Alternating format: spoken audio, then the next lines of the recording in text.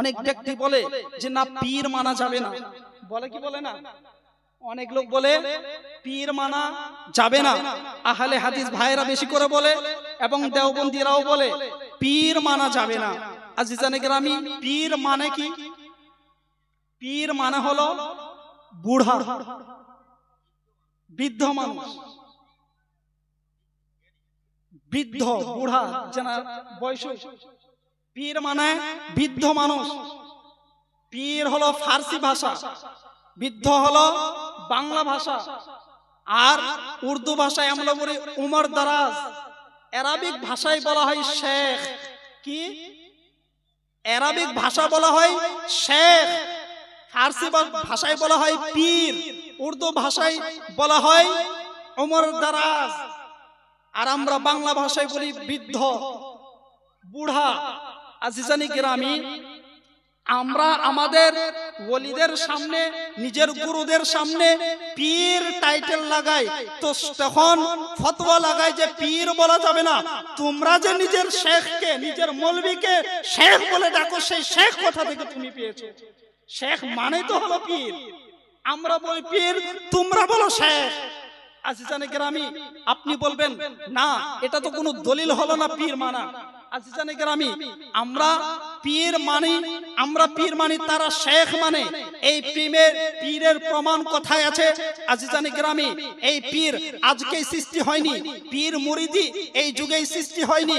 পীর নবী সাল্লাল্লাহু তাআলা আলাইহি সাল্লামের যুগ থেকে চলে আসছেন।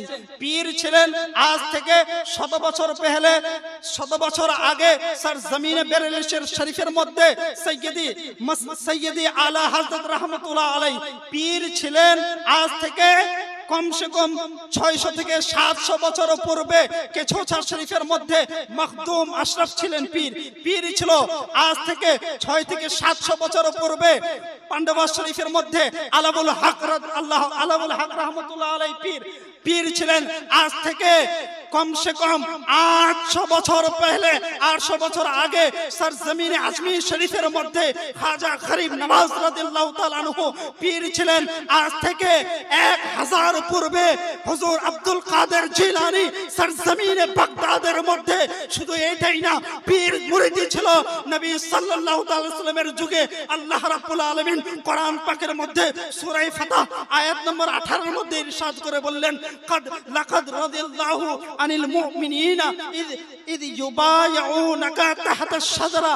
হে নবী, আমি সেই মুসলমান থেকে রাজি হয়ে গেছি যেই সাহাবা, যেই মুসলমান গাছের নিচে আপনার হাতের উপরে হাত রেখে মুরিদ হয়ে গেছেন। পীর মুরিদি আজকে শুধু সৃষ্টি হয়নি, পীর ছিলেন আমার নবী সাল্লাল্লাহু তাআলা আলাইহি ওয়াসাল্লাম। কে? আমার নবী হচ্ছিলেন সবথেকে বড় পীর। সবথেকে বড় পীর কে? আমার নবী সাল্লাল্লাহু আলাইহি ওয়াসাল্লাম। আল্লাহ রাব্বুল আলামিন বললেন, আমি সেই মুসলমান থেকে রাজি হয়ে গেছি যারা নবীর হাতে হাত রেখে গাছের নিচে মুরিদ হয়ে গেছিলেন। আজিজানে গ্রামী, যখন সাহাবায়ে কেরাম নবীর হাতে হাত রেখে মুরিদ হয়েছেন, তো আল্লাহ বলেননি তোমরা শিরক কেন করছো, তোমরা বিদআতি কেন করছো? আল্লাহ বলেন লাকাদ রাদিয়াল্লাহু, অবশ্যই আল্লাহ এই মুমিনদের থেকে রাজি হয়ে গেছেন। আজিজানে গ্রামী,